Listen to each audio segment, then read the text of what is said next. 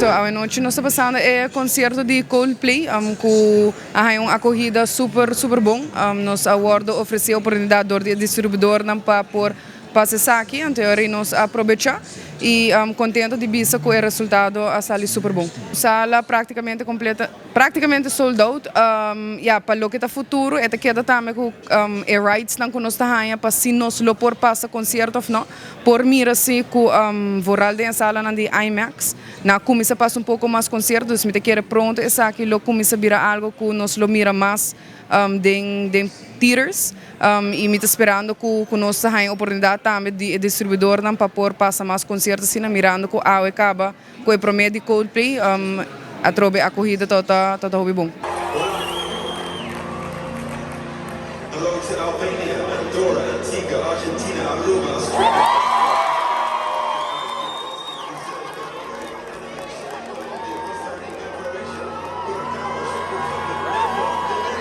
Mi mesa wordt acerca para vários diferentes conceptos, pero toch que trata de concerto que tem possibilidade para nós por fazer, dus a trobe.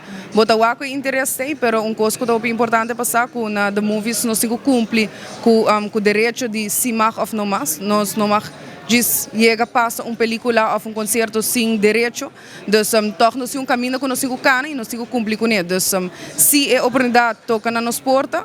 Nós lo evaluamos aqui ante o que interesse e passele, pero a trobe nós temos caminho para cá e nós temos cumprir com ele para porque running in business para saber que há com problema.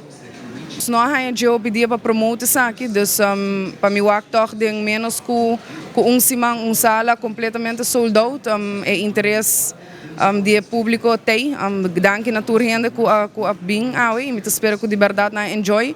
Nós toca três tiki flavor para não por sinti com nada live, nós temos glow sticks etc. Dus me te querem não lo desfrutar de bom show.